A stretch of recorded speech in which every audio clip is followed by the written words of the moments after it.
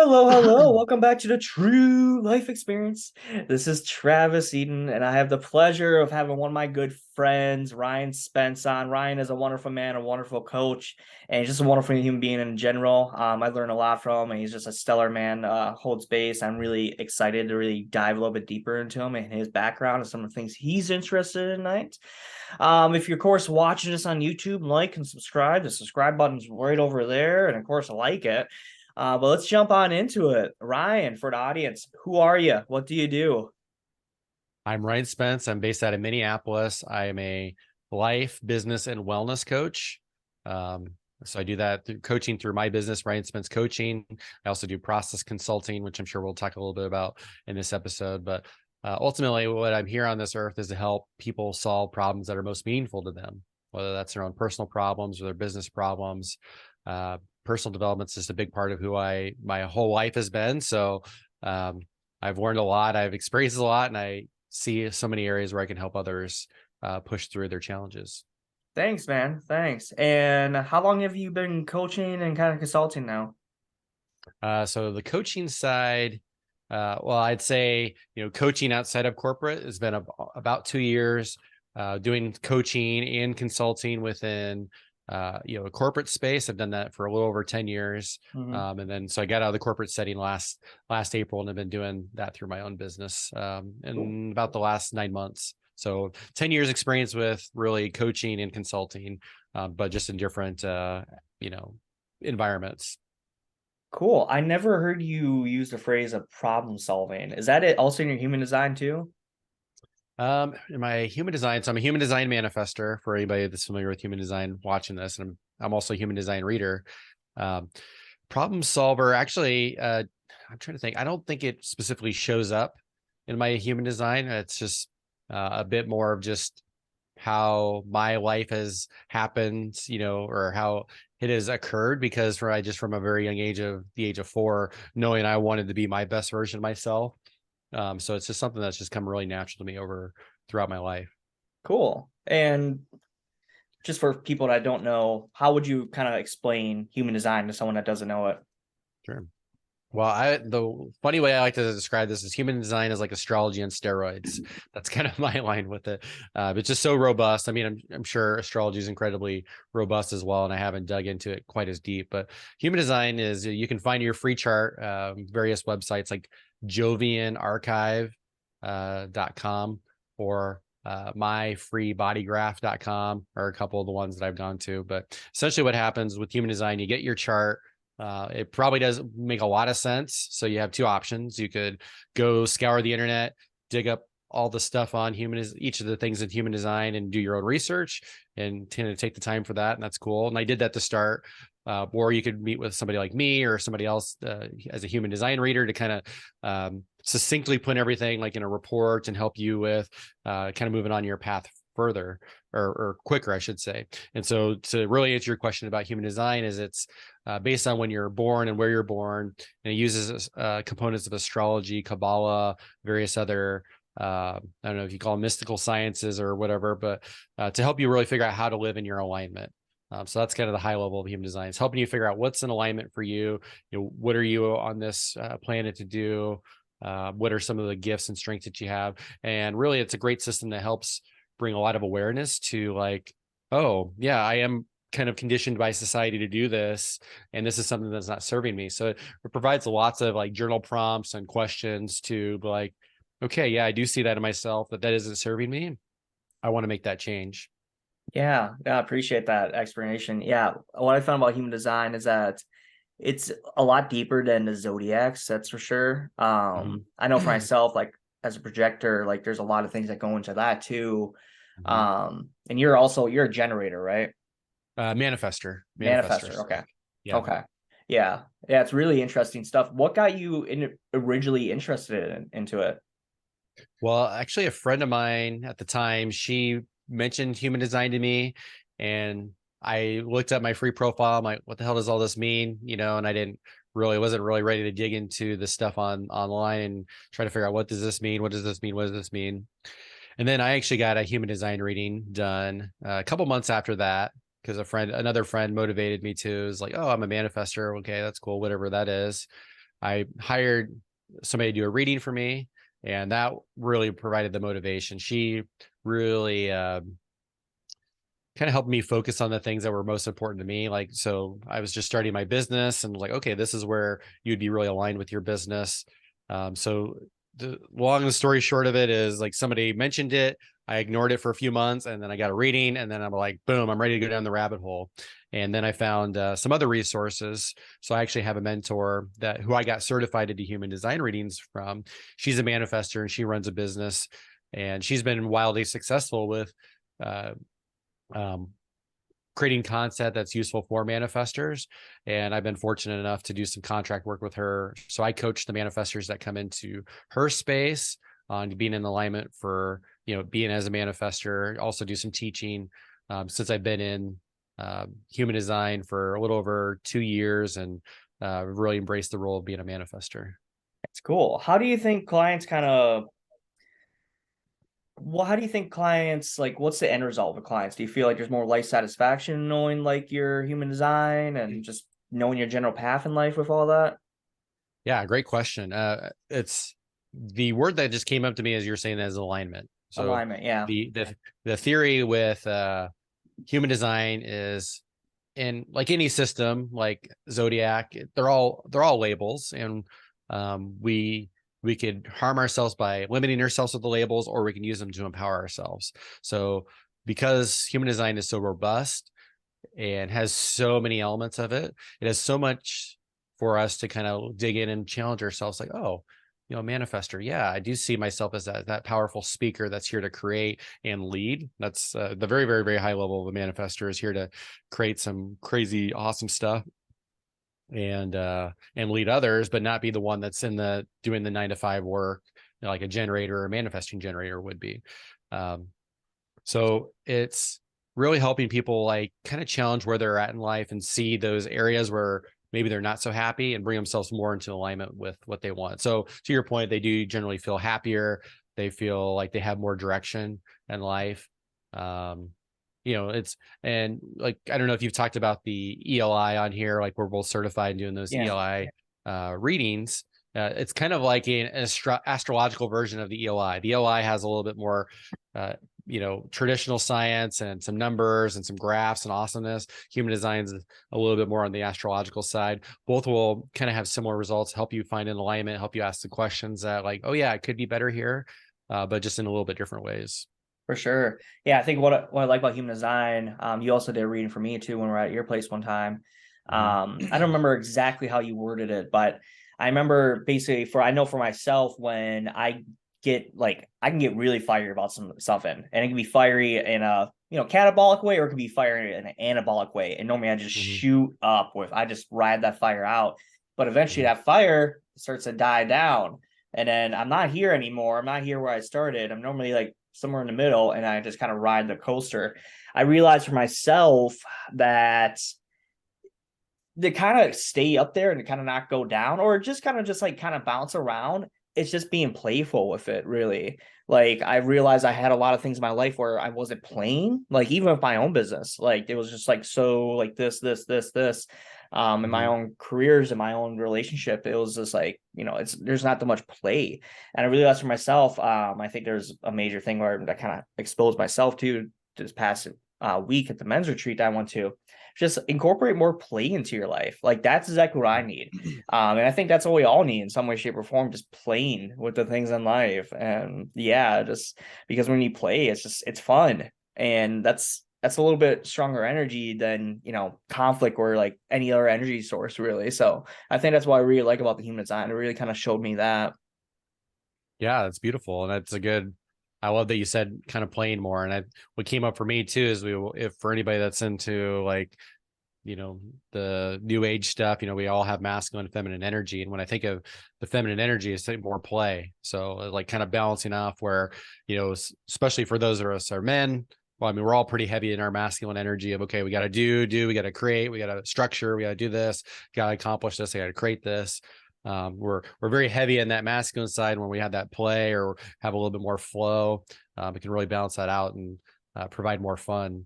Is kind of what Yeah. it especially sound like for you is to kind of like ease some of the pressure and stress from feeling like you need to do, mark off the checklist. Yeah, exactly. When you're playing, it's just like you're just being just exactly what it is too. I think that's a major thing that's always helped me in my business very recently too. Now you're a very spiritual man too. I want everyone to know that. Am I getting that right? You're pretty spiritual dude. Yes. Yeah. Yeah.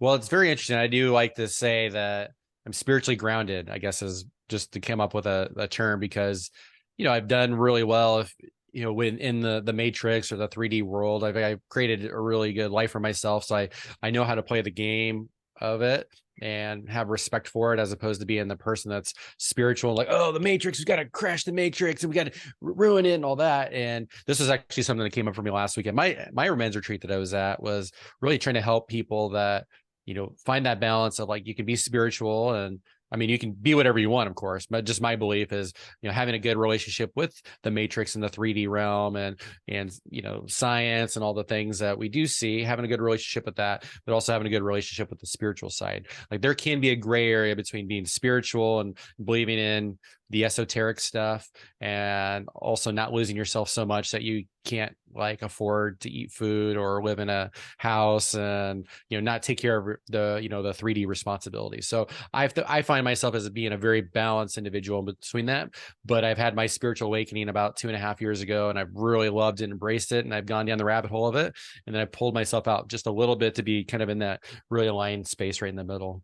Yeah, no, I love that. That's one thing I always appreciate about you too. Like when you have a conversation, like, we can switch to the ascending to the 8D where we butt fuck dinosaurs and stuff like that. But like, we can also sit in the 3D and talk about like normal stuff too. That's one thing I feel like a lot of people don't have because it's and of course I've had my own stuff in the spiritual community, I think this past year too, where I've seen a lot of people like really try to go towards like the 8D and all this and your Mhm. highest self and always trying to be Yeah. like that. And it's just like, bro, like you live here. You have an ego. Like we're Mhm. all have an ego. I feel like a lot of the spiritual community, they try to like beat down their ego or even like hate their ego or the things that are Mhm. about the ego, like money, like a house and stuff like that. But it's just like, no, like we have that. We're always going to have that. You're always going to have your ego because it's an identity. So it's Mhm. just like, how can you like learn to, play with it, play with the matrix exactly because Yeah. matrix is here to be played with. It's not here to be destroyed. Yeah. It's probably going to destroy itself eventually. We never fucking Right. know. Yeah. It doesn't need any more But help. yeah, it's just like, yeah, and like, yeah, it's just all part of you. Like, I know it's a lot of people like with, spirituality and finance. Like, bro, when someone brings up like money and spirituality, I cringe a little bit sometimes because they're trying to Mhm. manifest a 401k out of their ass by not doing anything. And I'm just Right. like, Jesus Christ. Like, don't get me wrong, I'm a believer in manifestation. I believe like, hey, your thoughts and your actions, like they do have echoes in reality. But if you want like a certain goal to happen, if you want to be rich, you're not going to do that by sitting and fucking meditating, bro. Like it's just not Right. going to happen, or at least it's not going to happen right away. It's going to take even longer because you're not taking the actions to get to the thing. So Right. yeah, that's one thing I always appreciate about you. You have an interesting mix of spirituality and I don't know, being grounded. Thank you for that. I really appreciate that. I feel compelled to share two things on that. Like Yeah. this condo that I live in is a dream condo, and I manifested this too. But it also helped that I did really well in the matrix for being in a corporate setting for 17 years prior to that. I've saved my money, having a bank account. I wasn't spiritual before, so having a lot of equity and all that was helpful. But then, the last couple steps of like, oh, really thinking about, I really want this place that's on the ground floor, it's in this building, this price, et cetera, et cetera. So, just an example of like, okay, I probably wouldn't be able to manifest this had I, not been working, the last 15 years or just doing tarot readings for $5 and, you know, food or whatever. Not that there's anything wrong with that, but whatever you want with your abundance, it seems like there needs to be a little bit of a match between the 3D and your spirituality side. Yeah. The other thing I wanted to mention too, really quick, is you said it perfectly, like with that balance of this side versus this side. I feel like there's always a yin and a yang, right? There, we think, oh, the light's really good, but we wouldn't appreciate the light without the dark. And the dark can teach us some stuff.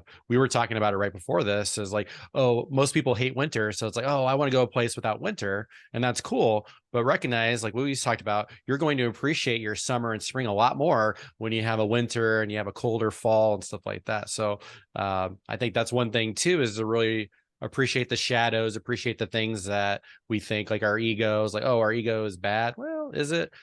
So seeing the value in even those things that are, um, something that we were like, oh, well, winter's bad, or ego's bad, or wanting money's bad. It's like, no, they have some good to it too. Yeah, for sure. You're right. And there's always a shadow there, on the manifesting thing. Like, I feel like your spiritual side really helped you like manifest that, because you got to sit down and actually think, what did you want from this condo? Like you said to yourself, like you want the small details, you want on ground floor, you want in this building. You manifested that from your spiritual side by fucking thinking about that and be like, hey, Yeah. I want this. Like I want this to a T too. I also like bring up the idea of, my current girlfriend too. Like, hey, I want a girl who's like a little bit in the spiritual side and one foot in the spiritual and one foot in the real world. I was at Yeah. a retreat this weekend too, or last weekend, and I was talking to a guy. He's like, I want a girl that has both feet and spiritual side. I'm just like, that's good for you, but I'd lose Mhm. my shit. Like, I'm just like, babe, why are you Yeah. spending all our money on crystals right now? Right. I could Yeah. not do that. I could Yeah, I not. don't think I can hold space for that either. So Yeah, yeah. And it's a good thing about manifesting is like you really vision what exactly do you want. Hey, I want a Mhm. girl that has one foot in the spiritual side, one girl that has foot in reality. I want a girl with a great fucking ass and a cute fucking face. I want a girl who's smart, who's funny, and manifest that. And then let it go. Take the actions. Let it go. Yeah. Fucking throw it out there and take the actions. Like you just threw a ball long, basically, and you're just like, okay, the ball's over there. I gotta go walk to the ball now because the ball is not going to Right. come back to me. So I Right. love that. Yeah, I agree. Mhm. Yeah, I had a thought there and I lost it. So, um, but yeah, I mean, I agree. It's just being, I think, really embracing the gray area with everything, right? Mhm. Whenever we think of anything black and white, it's really a chance for us to kind of reflect back. And as you know, as a coach, is really look at our limiting beliefs and our assumptions that, like, oh, well, I want to be full blown into the spirituality because, this is happening and that's bad and that's bad, and that's bad. But really examining things and saying, like, well, is it really as bad as we think? Is it, having to pay taxes or having this, is it really just all pure evil, or is it really serving a purpose? Like, yeah, of course, I'd love to not have to pay taxes, but I also like having streets that are paved, especially after coming back from Costa Rica. I really appreciate paved roads a lot more now because they didn't have them there, and appreciating some of the things that are there. So I think, that whole concept of spiritual bypassing, like, oh, if you're spiritual, you're a better person, or if you don't rely on the matrix, you're a better person. But really finding that balance between is just beautiful. Yeah, no, 100%. And you brought up next topic too, coaching. Why did you get into coaching to begin with? Mm. So this is where spirituality actually led me to this, and this was just a couple months after my spiritual awakening and listening to the book of Law of Attraction, and just being more open to all these concepts that we never learned growing up, like manifestation and spirit guides and stuff like that. So I was actually in this spirituality program, I guess is what you'd call it, where you're learning about all those esoteric topics. And I did a 3-day water fast. And so for a water fast, it's just drinking just water. You're not bringing in any calories. And uh, it was the first time I've ever fasted longer than like 5 hours. So, I mean, okay, maybe 12 hours. But so I did that. And on the beginning of the third day, I actually there was this like nudge, I think, from my spirit guides of really like going to ipeccoaching.com, where we both got certified as life coaches. And I hadn't thought about that coaching website for a very long time. I had actually worked with a life coach for several years who was certified through there, but that was several years ago. And it was just weird that, like, out of nowhere, I I was nudged, like, oh, I should check out this website and look at it. And it resonated so much. And I thought that makes so much sense for me to be that, because I've always been that trusted go-to person for my friends since like middle school, right? Having that grounded space to hold space for people, help them through solving problems, help them, being very empathic. And I get energized by deep conversations, whether I'm getting paid to have them or not. I'm usually very energized by having those deep conversations as opposed to surface level conversations. So my spirit guides led me to the website, and I'm like, yes, this makes a lot of sense. That feels so much in alignment with my soul of what I would like to do. And I went through the certification program, fell in love with it even more with going through it, seeing the benefits of just being certified as a coach through that program just helped me. Like, even if I never made money coaching, the $12,000 $11,000 price tag, which is, I had fears about, was like, it was worth it. It was like my own being it's like self-reliance coach and therapist almost. I mean, maybe not quite therapist, but having those abilities to now challenge things and live in more alignment and check my own energy has been powerful. So I've been really grateful that I did that water fast and I was nudged towards it, because I'm a very proactive person. I love helping people solve problems. I love helping people, catalyzing people to do things. And actually, so at my men's retreat, we came up with a name for ourselves that we kind of pulled from just within our side, inside ourselves. We didn't know this was going to be our name for the week, but my name was Initiate. And that also goes along with my human design as a manifester. We're here to inform and initiate. So I'm here to initiate people to take the next step on whatever it is they want, whatever their result is, whether it's a successful business, a happier life, losing weight, whatever that is. I help initiate them to take those next steps. I love that. I love that. Initiate. It sounds like a coaching program right there. Yeah, Let's right. copyright it right now for I anyone know, else to. right? No, that's awesome, man. And yeah, I was just thinking too, when you were talking about IPEC, you're my third IPEC coach I've had on here since I've launched a podcast, because that Yeah. school actually produces just wonderful people. And you're absolutely right. Even if I Mhm. didn't get into coaching, bro, the things I learned from that fucking school and the people around it, in the community, and the things I continue to learn. Like you and I just did the EOI 360 class very recently. Like, holy Yeah. shit, that was fucking awesome. And I'm not launching that yet, by the way, but one day we'll launch it pretty Yeah. soon. Still just a regular EOI, but planting the Yeah. seed. But regardless, like, no, that school is really cool and it produces really awesome people. And I love it how this kind of got brought up to you in a water fast, basically, and you're already Mhm. working with IPEC coach. It's just like, once again, it was just like the seeds were kind of already planted around you. You're looking down like, Yeah. oh, there's a trail here. That's awesome, man. That's really cool. Yeah, it was actually when I was working with that coach probably 5, 6, 7 years ago. I I was going to look into it briefly, but then I'm like, oh, that's too much money. That was like, I don't want to do more schooling and all that. So I, kind of squashed it pretty quickly. And so, like you said it perfectly, planting the seed. So I planted the seed very deep, far back in whatever part of my brain, has that. And then several years later, it's like, oh yeah, this would be a cool program. I did want to do this before, but I needed the challenges to happen throughout life. I needed, the healing, the dark night of the soul that I had in 2019, the woman cheating on me and like kind of really like coming into this place of finding self-love, and needed all those events to happen several years in between to get to that point of like, okay, yeah, that would be really good. I think I'm ready for that. Yeah, it was catalyst. Yeah, that's awesome. And then two, you kind of already brought some things up there, but who was Ryan before spirituality and coaching? Before spirituality and coaching, working in a corporate setting, um, doing pretty well in life. I was living in Des Moines, where I'm originally from, Des Moines, Iowa.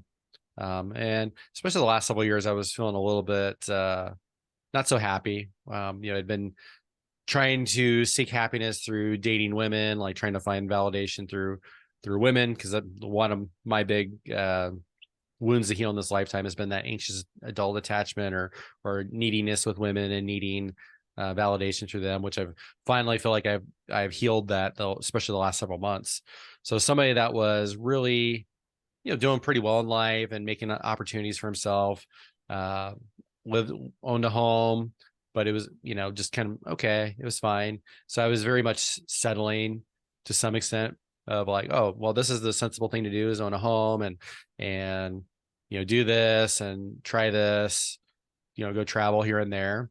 And, not bad, but definitely the last several year or two, I was just feeling so much more disconnected with my friends and just not really feeling like I had people that I could connect with. I was also doing CrossFit, which I did enjoy, but towards the end of that, I was um, really kind of feeling unaligned with it. And then I actually had when I had that dark night of the soul, then I kind of was starting to get into spirituality because of hearing this concept of the law of attraction, and I watched a lot of YouTubers that were just sharing lots of really good, helpful things like this thing like manifestation and helping to heal from that really painful time that I had, kind of that early summer 2019. And then that, what I would call my spiritual awakening, is really when I listened to the book of the law of attraction around March 2020. And that's actually the time I also moved to Minneapolis. So I needed that really painful situation in middle of 2019 to find YouTube and find this empowering world of spirituality and all this esoteric stuff, to then find something new stuff to learn and experiment with, and add it on to my already awesome skills that I had from doing great in the 3D setting, doing great with having a career, saving money, doing well with managing my finances, already working on my personal health and all that stuff. So it really just augmented this spirituality side that I didn't have before and provided a lot more empowerment. That's awesome. That's awesome, man. And yeah, there's a word right there, sensible. I hate that word. Doing a Mhm. sensible thing. Doing the Yeah. sensible thing. It's very level 3, where you're just like coasting over. It's like, yeah, this is the sensible thing. And eventually, like, it just doesn't work out. The sensible thing just doesn't work out anymore. And just like, no, we actually got to do the non-sensible thing. Let's snort some coke off the law of attraction here and go deeper Well, in our own spirituality. the thing that comes up for me too is the word sensible just seems wrong, because it really doesn't use any of our senses. If you Yeah. think of sensible, I mean, it's more of like, that's the logical thing to do. The sensible thing would to do would be to probably listen to your body, listen to your senses of like, oh, this is how I feel. So it's funny we mentioned the word sensible, because it really doesn't feel like it is. Yeah, sometimes the most sensible thing is not sensible at all. Yeah, I love that. And you said process consulting too. I never even asked you that before. What is that? Well, so process consulting would be helping, especially love helping businesses. I mean, that's usually where we think about it, but that's what I did a lot of the last 10 years of my corporate job, was working with businesses to make things more efficient in their day-to-day work. So I worked with, I don't know, thousands of employees, thousands plus hours of doing like facilitation for it. So to give you an example of, like, say, process consulting, a team. Well, actually, I'm working with a small business here in the Minneapolis area, a tax business. So one example I'll give with that is working with this business and saying, okay, understanding just a baseline of, okay, well, how many clients do you have? What is your problem really? It all stems from a problem. So the problem is I have to work 60 hours a week during tax season, and I'm getting worn down. So that's the problem, right? So we start, just like with coaching, we start with this problem, and I help facilitate working backwards of, okay, well, why are you working 60 hours a week? Oh, it's because I have this many clients, and realizing that it takes so long to process their returns. Okay, well, why does it take so long to process their returns? Well, because I'm waiting on paper documents. I need to call them. They don't always respond back. Sometimes they're missing things. There's all these little things here and there that add up to that time. And so then that's what I do, is I really, just like coaching, as I'm very curious, I ask a lot of questions of like, okay, well, what if we could do this instead? Or so I may suggest ideas, or just kind of dig in to help them figure out what would be a better process. So helping them dream of what is a better way to do this, because what happens is usually when businesses get really busy, they're so busy they can't even imagine another way to do things. But I help people see there's better ways to do things that are more efficient. So at the high level, I really help businesses solve problems, and usually it's to uh, reduce costs or reduce the amount of time it takes to serve the customer or how much time they are in their business. And that might be like helping them structure things in a certain way that's more organized. It might help providing solutions for them to do things more efficiently, or just get rid of processes that they don't really even need. I mean, that's what I've done a lot of the last 10 years, and I absolutely love it. And so I wanted to do it outside of a corporate setting because I just was doing it for a big company. I was helping a mortgage company, make thousands, hundreds of thousands of more dollars. That was already $1 billion company. And spiritually, I wasn't really connected to their mission. Whereas now that I'm doing this through my own business, I really want to help people. Like, I'd rather help small businesses save money, because especially coaches and healers, that's really my niche, is helping coaches and healers, because I know when I serve them and they're more resourced, they have more energy, they're feeling more alive and excited in their business, they're also going to be helping so many other people, right? So that I have that impact of helping them, helping so many other people. Whereas I feel like that's a more meaningful area where I'm helping serve people, as opposed to just helping a mortgage company make more money. Yeah, for sure. It kind of sounds like a ripple effect too. Like, hey, you're helping these people, these entrepreneurs, and they're helping other people. So it's a ripple effect because they have more energy to help other people. And that's awesome Yeah. too. What it sounds like is like you go in these companies and they tell you these processes, and they tell them like, hey, this is the problem behind them. And then you kind of bring a little creative like brainstorming in there, and you kind of be like, hey, okay, how about we do it like this? Or how about we, try to do it like this? Or what other ways could we do it? Am I getting that right? Yeah, spot on. Yeah. And and really bringing curiosity as well. And that's where it's really helpful. I don't even need to know the business really well. I'm going to ask lots of questions, and just me asking, like I call those newborn baby questions, where they sound like dumb questions to people that are in the process every day. But when we ask those questions, they're like, oh, you're right. Why do I do this process? I mean, I can't tell you how many times I've asked the question, well, why do we do this? And we're like, I don't know. Why do we do this? And then they go back and are like, oh yeah, we don't actually need to do that anymore. Or more, maybe they're like, well, we do it because of this, but actually, Ryan, you suggested a much easier way. Or, and just like coaching, we know that people probably have the best answers within themselves. So first I'm going to entertain and see what they think they should do. And then if I think of something that might be even better, or, I might just throw it out there, but I'm not attached to the outcome. So ultimately it's like a coaching engagement, but really the focus is especially towards like a business or set of processes. That's awesome, man. That's Yeah. awesome. And you just Thank came you. back from Costa Rica too. You want to talk Yes. about the retreat you're just at? Yeah, I'd love to. So I was a men's retreat. So it was from some brothers so I actually went to a shamanic retreat called ISTA. It's an international school of temple arts. It's the retreat that I went to back in August was actually a sexual shamanic healing retreat, which I know just that probably sounds triggering to many, and it did to me at first as well.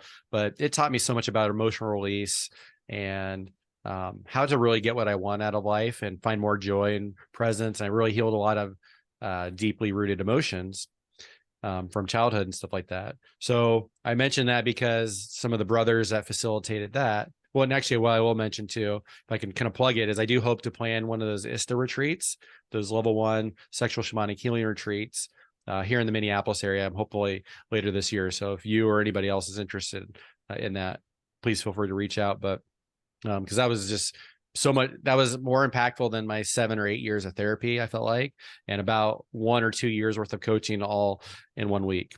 So with that being said, there was some brothers that led that, and it just kind of taught me some new values that I like to live by and be open to and experiment with, and teaching me how to emotional release. So a couple of those brothers created this men's retreat called Remember, with men instead of mem in the title.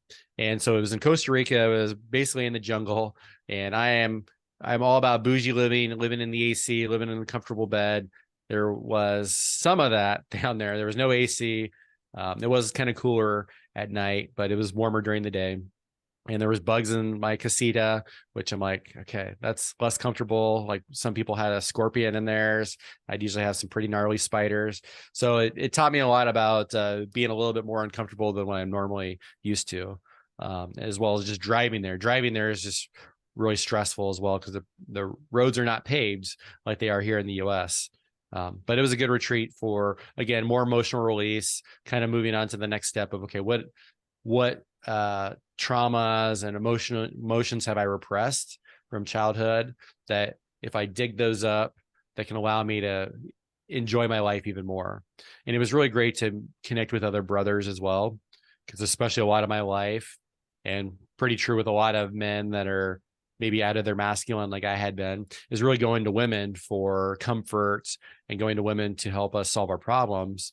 But at least the theory with this program, as well as another program that I went to, is for somebody with a core masculine self, is really needing to take care of our emotions with other brothers, right? Whether that's even hugging another brother, just talking about our issues with each other, like really help connecting with other brothers to deal with our problems. So then, if we want to attract the feminine, to keep that sexual polarity, keep that attraction with, if we want a woman that's a little bit more on the feminine side and flowier, uh, we need to take care of our emotions so we can hold space for the feminine, so that, a woman is allowed to come in there with her emotions and be a little more flowy. And we don't really need to be like, oh no, I need you to be this way, so we don't need to control them, or we don't need to be as reliant on them. It doesn't mean we can't get something from the feminine, some of that flow, or sometimes they could be kind of lead every once in a while. But in general, the core feminine wants to relax and be able to flow and have the masculine structure and make decisions, as long as, of course, consensual decisions, but help make those decisions. And so having brothers, I'm seeing even more the value in that, because I used to just go to women as my friends, and that's okay. But it was kind of a situation of, oh, I'm attracted to this woman. Oh, I'm in the friend zone. And then thinking I can get out of the friend zone, but I can never do that because I've been in my feminine with them, and, they don't want to be in their masculine. Yeah, yeah, you said a lot right there too to dig into. And yeah, that's a really fascinating thing too when men get together. Like there's a lot of power with that. And they get together in a way that's more anabolic rather catabolic. Like because there are a lot of ways where it can be catabolic, but Yeah. to grow, like to really kind of grow together. Like that's a wonderful thing too. That's one thing I really appreciated too with my men's retreat I went to. Be able to like talk and just be open with other men about that and some things I'm going through and some things they're going through in a safe container, and just to fucking just release it in its own way. And don't get me wrong, my girlfriend, a lovely human being, and there's been many times where she held space for me on many things, but I don't go to her to try to fix my issues. Like I don't expect her to fix my issues.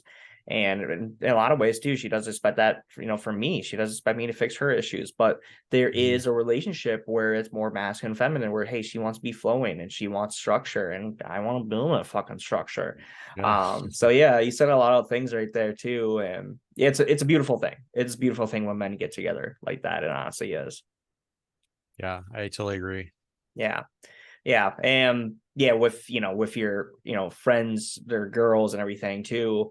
I the word friend zone, it really just kind of puts me off because it's just like, Yeah. okay, it's like a label that you cast into a relationship, basically, where it's just like this girl doesn't want to be, dating you. She Mm-hmm. only wants to be friends, but you're in the friend zone. It kind of seems Right. like it she friend zoning you. It seems like it puts stress on the girl. Um, I don't know. Am I right there? Like there's something about that just doesn't seem right to me. Yeah, the thing that I'm thinking I'm picking up from your voice is maybe just like it's a label or an excuse. Yeah. Does that resonate? Yeah, Like, it's a label the or guy's feeling excuse. sorry for himself because he was friend zoned. Yeah, yeah. And Hmm. I've grown to hate that word the past like couple of years. I'm just like, Hmm. bro, she just doesn't want to fuck you. Like literally, like Right. just wants to be friends. Like there's no issue with that. And I feel like a lot of men get butthurt that way. Like Hmm. really. And then it's just like, well, Yeah. what do you want? Well, we also have so beautiful. Thanks for sharing though too. Is also that word doesn't maybe resonate with you the same way, and that makes sense also too, because I suspect our paths have been somewhat different, at least Mhm. in terms of, you show up in a really powerful masculine way, very unapologetically, which is something I've been working towards my last several years to be more of, which is one of the things I really admire about you. I know with me, a lot of my trauma and wounds have been with women, due to a strained relationship with my mom growing up. And one book that I want to share with you and your audience is called No More Mr. Nice Guy. I It's a love that really book. great book. Hmm. Yeah, it's a great book. That and the book Attached, which talks about adult attachment styles, is Yeah. a very healing book for me. And so typically growing up, for whatever part of society or part of how I was raised by my mom and all the women that were around me, like teachers and counselors, like, we're surrounded by a lot of women growing up, and with having maybe a challenging childhood like I did, the thought is like, well, to gain, the premise of the book is, from a very young age, we think, whether that's our parents telling us or commercials or whatever, is like, to be loved, you need to be nice to a woman, right? Now, I'm not advocating being mean to women or anything like that, but you got to gain your love by being nice. Like, oh yeah, let me do this for you. Let me do this for you. And kind of doing so much, you're really being inauthentic with yourself. I mean, it's okay to be, polite and nice, of course, but doing so much in an expectation of something, like, and so much of my life is like, oh, I'm going to be really nice to this girl. I'm going to help her. I'm going to help her with her problems. I'm going to help her with this, which I just like to do anyways. But doing this in hopes that, oh, she'll like me, right? She'll be attracted to me. And because of there's this element of being inauthentic in what I want and inauthentic with my desires. Where it could be more aligned is like, yeah, I'm okay with helping you, and I also want to express my desires that I'm attracted to you, and I'd love to take you out on a date. As opposed to me being very passive and just trying to do really nice things and hope that she likes me, which usually doesn't happen. And that's where, as the guys will maybe label that as the friend zone of like, oh, I did all this stuff for this girl, or I really, really like this girl, and she just wasn't attracted. Again, that polarity thing, I'm being needy for her validation. So I'm kind of in my wounded feminine, and she's sensing that, and that's being unattractive to her. Yeah, no, that book is absolutely wonderful too. I very Mm-hmm. recently read it, and there are a lot of things that I learned from that book. No More Mr. Nice Guy, by the way. Um, that like, hey, I'm not, 100% there either. There's a lot of times where I do have people pleasing type tendencies, Mm-hmm. with my friends or even with my girlfriend too. It just kind of pops up. And what I noticed too, because I used to work with kids, and the school system is predominantly female, like Mm-hmm. predominantly female. So if there's like a little boy that's just doing little boy shit, like he doesn't want to be sitting down in a desk, he doesn't want to be, he wants to be doing him, wants to be outside running around, he has a lot of energy, needs to get out, like that, there's just not that outlet. And of course, when we go through the school system, we're given that same kind of just like, oh, we have to sit down at this desk, even though we have all this energy to kind of go out and branch, and we want to go talk to these people right now, but we can't talk in class because the female teacher's telling us not to talk in class. Like Mm-hmm. there's like a very constraining to the masculine growing up, and it kicks your ass too when you get older, because dating's not like that. Like dating is just more just like, bro, like people pleasing does not work in the dating world. It just doesn't. Like it flat out doesn't, because you're right. You're being inauthentic. You're being 100% inauthentic. And women, they can sense that. They can sense that like a motherfucker. So it's just like, of course you want to please people, but you also want to be authentic about it too. Mm-hmm. Like we all have boundaries, we all have limits. And there's also just a weird thing about human behavior too, when someone's just really anxious towards you and like, trying to like, I want you to be pleased, it makes you not want to be pleased. Right. Yeah. Yeah. We're just like, back off, bro. I know for myself, you said you have an anxious attachment. I got to avoid attachment. And Yeah. it's one thing I've been working on too, where it's just like, if you piss me off, I'm going to be like, well, fuck you. I'm going to go play some video games right now. I don't even need you in my life. Right. I'm good by Yeah. myself. And there's power behind that. Don't get me wrong. But at the same time, too, it's just like, you can't avoid relationships forever. And there's a lot of things like you do need to, be open about and have boundaries about. Mm-hmm. Because if you go down a route of avoiding, like it's going to kick you in the ass too eventually. Yeah. Well said. I mean, certainly you can avoid it your whole life, but it probably won't bring you as much joy as No. it could with working on the avoidance side and Yeah. communicating with those people for sure. Yeah. Um, yeah, absolutely. Well, also too, it's just like we're always in a relationship with ourselves. The way that we treat ourselves is the way we treat our people. If you're avoiding our people, you fucking probably avoiding yourself too in some issues too. And that's just Yeah, that's one thing I've been starting to realize too. It's just like, hey, the way you treat yourself is the way you treat our people, and vice versa. Mhm. So making sure you have a good relationship with yourself, like that's going to give you a good relationship with other people. Well, and I'm glad you said that because what came up for me too was this, this whole spirituality, like we've been talking about, of like becoming a spiritual person. It's not just crystals and tarot cards and human design readings and all that. I mean, it's also there's so much like practical knowledge of like things like that, of this concept of self love, like loving yourself.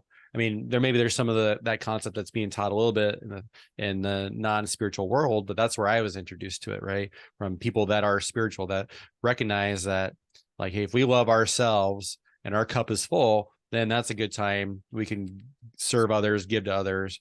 But in the place I was coming from is like, oh, I need this validation from this woman, or I'm really sad, and I think maybe if I were in a relationship with her, I'd be really feel loved and I feel happier. And that's that neediness of taking. And like you said, women pick up on that. So that's where that shamanic retreat, the ISTA retreat last summer, finally helped me like heal those traumas of that neediness. And now I'm finally in this place where I feel I'm much more towards a secure attachment, or non-attachment, especially with regards to dating and women.